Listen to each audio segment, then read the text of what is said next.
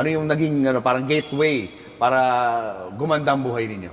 At ang negosyo nyo? Nung nag-DPWH kami. Paano kaya kung isang araw? Biglang nagising ang buong Pilipinas, wala nang nagbabayad ng buwis. Zero. Wala.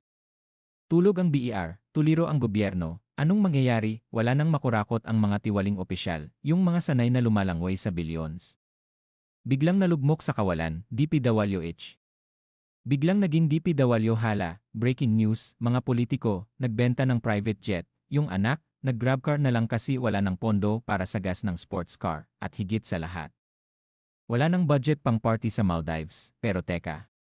Kung wala ng buwis, wala ring sahod si teacher, wala ring pambili ng chalk, wala ring sweldo si nurse, at worst, baka pati ospital, bring your own dextrose na, kaya mga kababayan, ang buwis para sa bayan. Pero kung palagi lang ninanakaw, para kanino ba talaga ang buwis?